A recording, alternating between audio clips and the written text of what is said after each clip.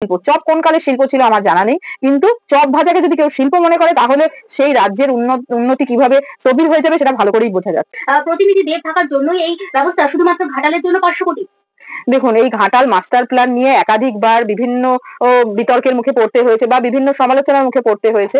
এবার বক্তব্য হচ্ছে দেব আছে বলে বেশি টাকা বরাদ্দ হলো না কম টাকা বরাদ্দ হলো সেটা তো পরের বিষয়, কিন্তু যে টাকাটা বরাদ্দ হলো সেই টাকাটা কি সত্যি জনগণের কাজে ব্যবহৃত হবে? এখন সব থেকে বড় প্রশ্ন ওটাই। যদি 500 কোটি টাকা ঘাটাল মাস্টার প্ল্যানে ইমপ্লিমেন্টেশন হয় এবং তার জন্য যদি জনগণ উপকৃত হয় তাহলে তো সেটা থেকে ভালো খবর আর কিছু হতে পারে না। কিন্তু এখন প্রশ্ন হলো আদৌ কি এই ইমপ্লিমেন্টেশনটা হবে? কারণ বর্তমান সমাজে ধরুন বর্তমান যারা শাসক দলের লোক রয়েছে তাদের যে এত দুর্নীতি এবং ধরুন সেখানে ধরুন আপনি ত্রিপল থেকে শুরু করে যেকোনো প্রকল্পে আপনি দেখবেন যে সেখানে যে প্রকল্পের টাকাগুলো আছে সেগুলো আত্মসাৎ করার একটা বিশাল প্রবণতা এবং সেখানে একটা হিউজ মানি মানে দুর্নীতি করার একটা প্রবণতা দেখা যাচ্ছে। এখন প্রশ্ন হলো এই 500 কোটি টাকা আদৌ কি জনগণের জন্য ইউজ হবে নাকি নেতা মন্ত্রীরা এই প্রকল্পের নাম করে তাদের পকেটে আর্থিক লাভের জন্য এই টাকা ঢোকাবে, সেটা এখন সব থেকে বড় প্রশ্ন। দেখা গেল 200 কোটি টাকা বরাদ্দ করলেন। দেখুন, নদী বন্ধন বর্তমানে দেখা যাচ্ছে যে আমাদের যে আবহাওয়ার পরিস্থিতি বা জলবায়ু যেদিকে যাচ্ছে সেখানে দেখা যাচ্ছে বছরে একটা বা দুটো একটা বড় ঝড় সুন্দরবন এলাকায় বা ধরুন নদীমাতৃক যেসব এলাকাগুলো রয়েছে সেখানে আছড়ে পড়ছে এবং তার ফলে যারা সাধারণ মানুষ রয়েছে সেখানকার গ্রামগুলো রয়েছে হিউজ ক্ষতির মুখে পড়ছে এবং তাদের জনজীবন বিপন্ন হয়ে যাচ্ছে, তাদের কর্মজীবন বিপন্ন হয়ে যাচ্ছে।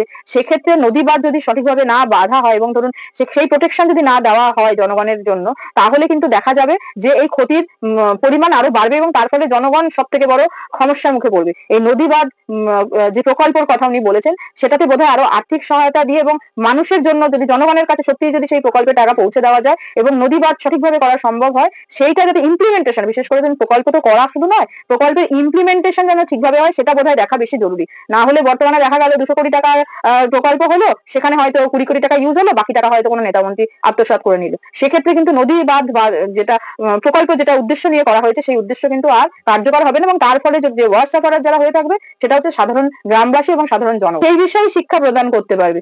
অনেকেই দেখবেন এখন শিক্ষক নিয়োগ নিয়ে দেখবেন আপনি প্রচুর রকম দুর্নীতি এবং সেখানে দেখা যাচ্ছে যে জনগণ যে মানে সরকারি চাকরি করবে, ধরুন আগে একটা জিনিস ছিল যে সবাই জানে আমি ভালো করে, বিশেষ করে মধ্যবিত্তরা যা তারা জানে যে আমি ভালো করে পড়াশোনা করব এবং ভালো করে পড়াশোনা করে আমি একটি চাকরির পরীক্ষায় বসবো এবং আমি একটি চাকরি পাবো, এই ছিল আগেকার নিয়ম। কিন্তু বর্তমানে দেখা যাচ্ছে টাকার বিনিময়ে চাকরি পাচ্ছে, তার মানে কি তার যে যোগ্য চাকরি বা তার যে কাজের যে যার জন্য সে এতদিন পড়াশোনা করলো তার সেটা নষ্ট হয়ে যাচ্ছে। সেক্ষেত্রে দেখা যাচ্ছে যে বেকার সমস্যা, এই বেকার সমস্যাটা তো বিশাল ইস্যু, সেটা নিয়ে অ্যাড্রেস করার জন্য উনি কিন্তু কোনো বাজেটে কিছু ঘোষণা করেননি এবং ধরুন এই বেকার সমস্যা কিভাবে মেটাবেন বা ধরুন যাদের বেকার রয়েছে তাদের কি মানে কর্ম প্রদানের জন্য কোনো প্রকল্প বা ধরুন অন্য এই সমস্যা মেটানোর যে প্রকল্প যদি কোনো প্রকল্প হয়ে থাকে সেগুলো সম্পর্কে আপনি ঘোষণা পাবেন না।